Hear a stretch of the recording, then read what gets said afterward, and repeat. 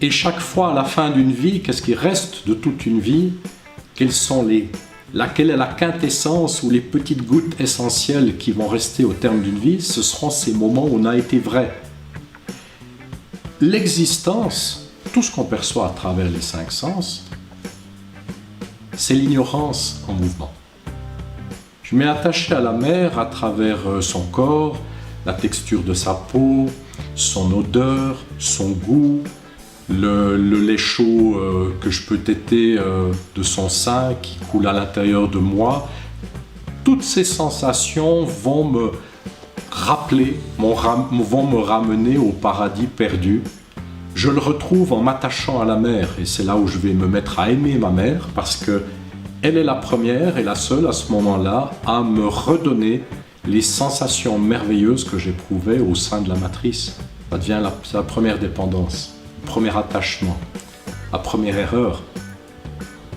C'est la deuxième erreur. La première erreur, c'est de m'être identifié à un embryon, de m'être identifié à un corps physique, même s'il est tout petit.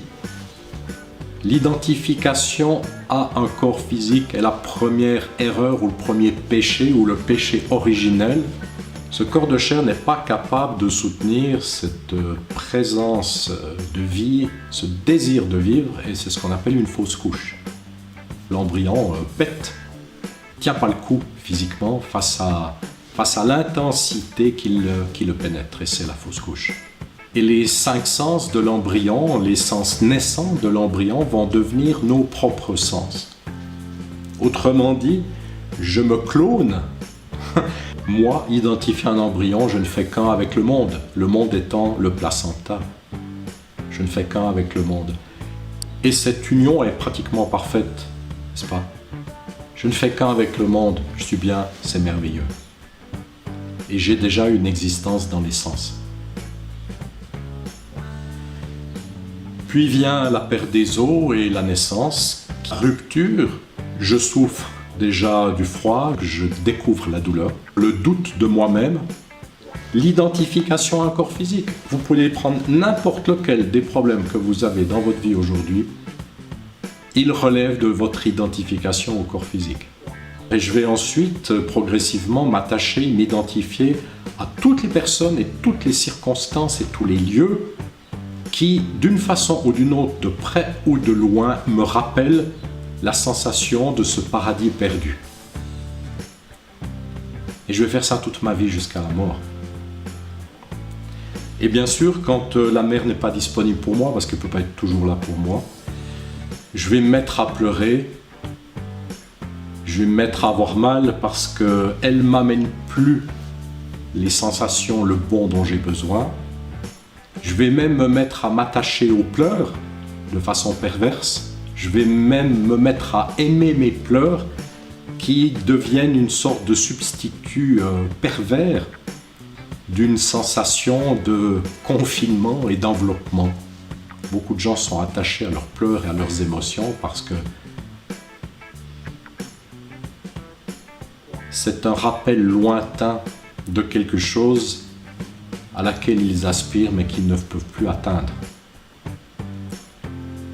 Et la façon dont on peut retourner dans la sensation du placenta, celle qui est la plus évidente pour un adulte ou un adolescent, c'est le sexe.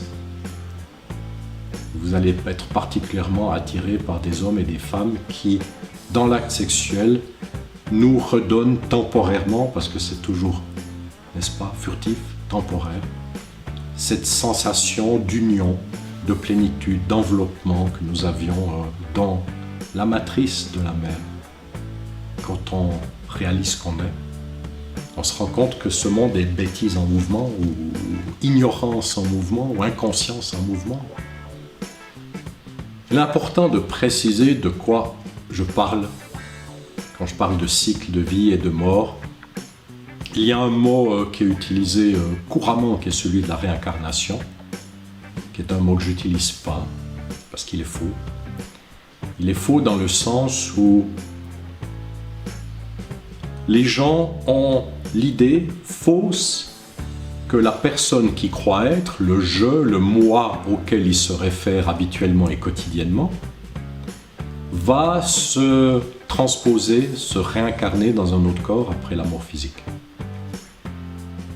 Il n'y a absolument aucune personne qui se réincarne. Toute la personne que vous croyez être avec vos souvenirs, votre passé, vos préférences, que vous aimez, ce que vous n'aimez pas, vos peurs, vos peines, vos émotions disparaît complètement à la mort physique ou un petit peu plus tard.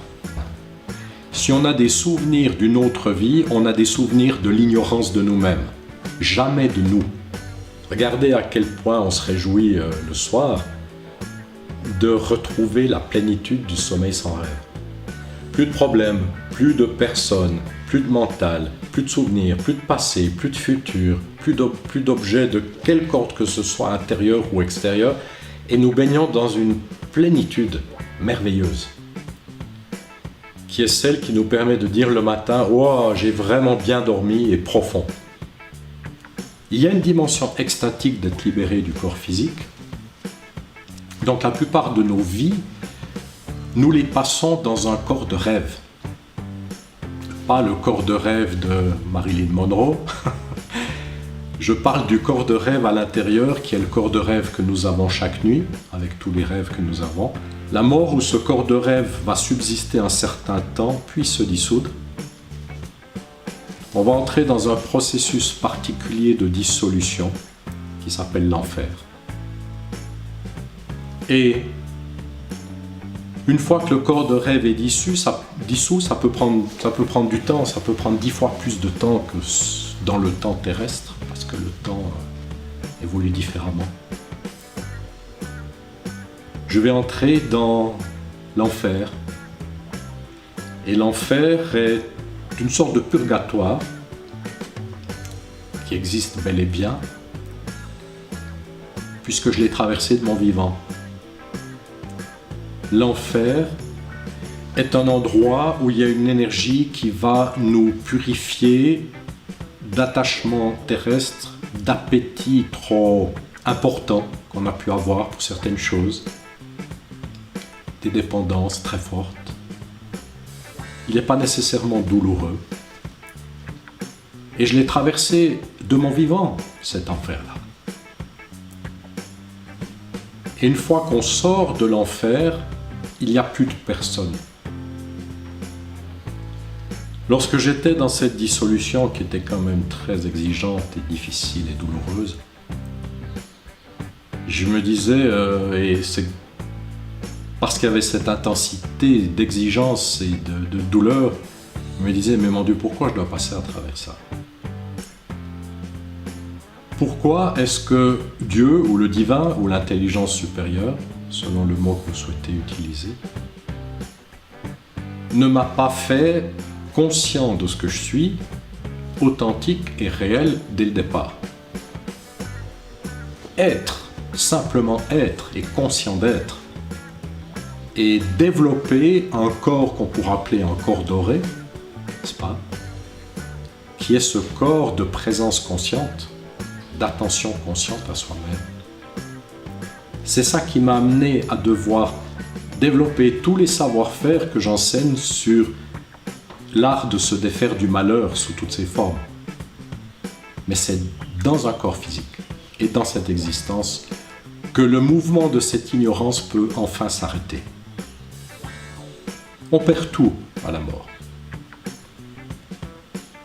La seule chose que l'on prend avec soi, c'est l'amour qu'on a réalisé. Et c'est tous les moments de notre existence pendant lesquels nous avons été vrais.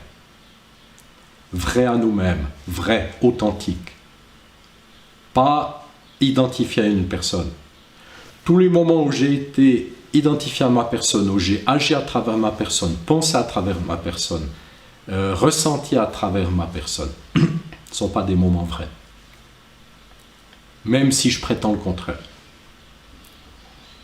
Beaucoup de personnes disent « je suis vrai, je suis authentique ». Oui, ils sont authentiques dans leur ignorance ou dans leur fausseté ou dans leur masque ou dans leur inconscience. Parce que ce n'est pas parce qu'on est bousculé dans nos émotions, qu'on a une dépression, qu'on a des événements un peu traumatisants dans notre vie que nous sommes dans un processus de transformation. C'est très rare. Et je ne dis pas ça pour vouloir être spécial ou supérieur. Je le dis parce que c'est la réalité et c'est très rare d'être arrivé au point de maturité ou de maturation où on laisse cette puissance de vie nous pénétrer pour percer les voiles et les croûtes de cette ignorance et de nos attachements. Il faut être prêt à mourir et à tout donner.